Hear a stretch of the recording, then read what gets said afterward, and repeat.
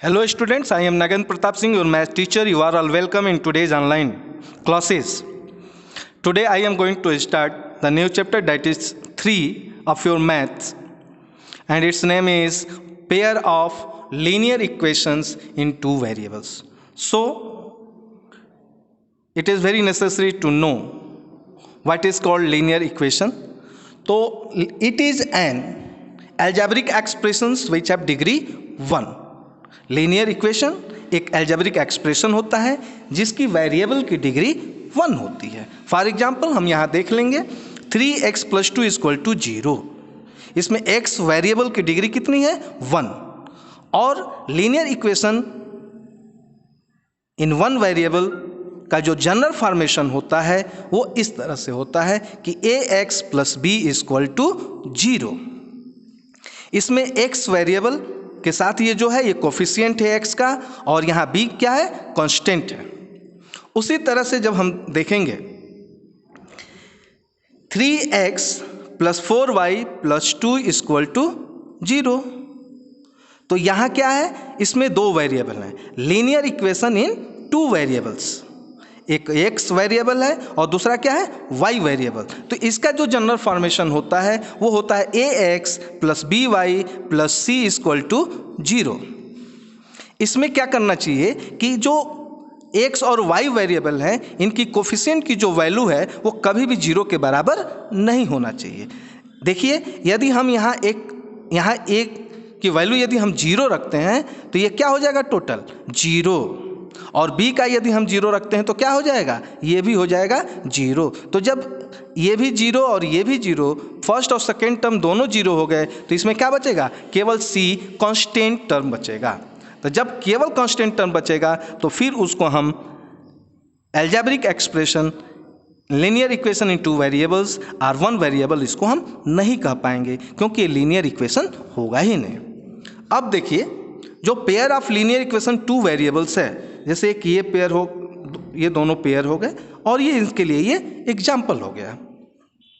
इसका जो general formation क्या होता है pair of linear equation in two variables a1x + b1y + c1 = 0, a2x + b2y + c2 = 0. Example में देखेंगे तो 2x + 3y + 6 = 0, 3x + 4y + 8 = 0. ये पहला लीनियर इक्वेशन और ये दूसरा लीनियर इक्वेशन. इनके वेरिएबल देखेंगे, इनके वेरिएबल का डिग्री कितना है 1 है. तो हमेशा याद रखिएगा जो लीनियर इक्वेशन इसमें दिया हुआ है पेयर ऑफ लीनियर इक्वेशन, ये पेयर ऑफ लीनियर इक्वेशन हो गए इन टू वेरिएबल्स, इनके दो वेरिएबल भी हो गए. और लीनियर इक्वेशन ऐसा होता है जिसके वेरिएबल का डिग्री 1 होता है. आया समझ में. अब देखिए इस तरह के क्वेश्चन को सॉल्व करने के लिए हमारे पास दो मेथड है. एक होता है ग्राफिकल मेथड और दूसरा होता है अलजेब्रिक मेथड. हम पहले एक एक मेथड को पढ़ेंगे. तो चलिए आज हम शुरू करते हैं ग्राफिकल मेथड. इसके 3 कंडीशंस होते हैं.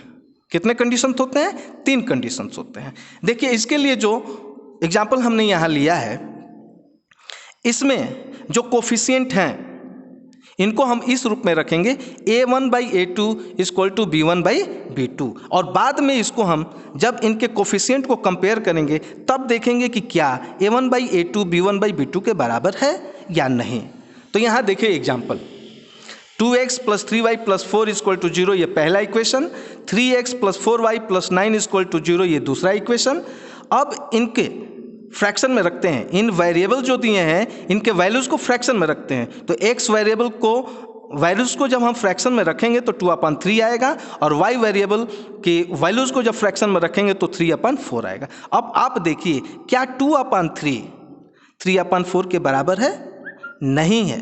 तो पहला जो हमने इसका कंडीशन रखा है a1/a2 is not equal to b1/b2. आप देख रहे हैं ना बराबर तो नहीं हो रहा है.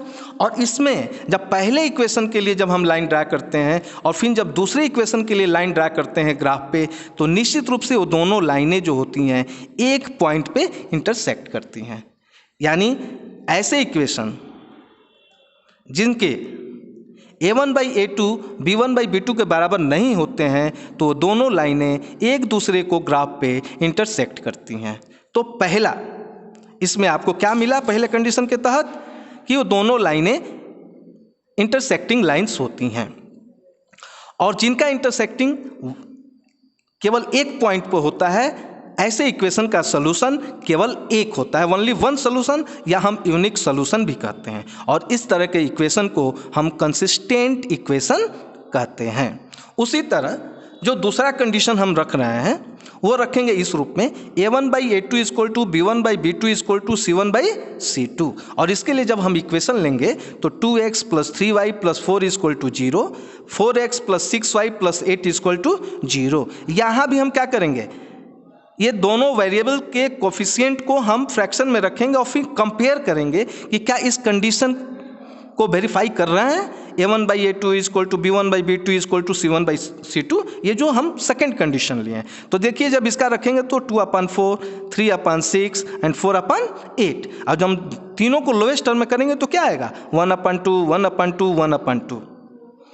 यानी तीनों की वैल्यूज क्या हो रही है, a1/a2 equal to b1/b2 equal to c1/c2।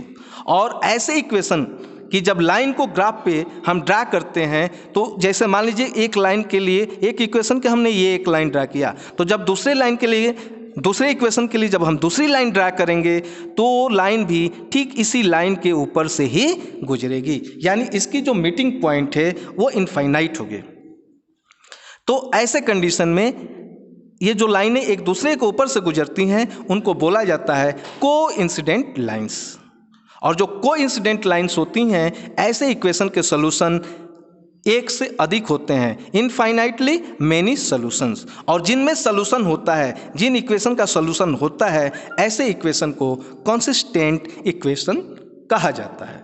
अब जो तीसरा कंडीशन है इसका वो है a1/a2 equal to b1/b2 is not equal to c1/c2।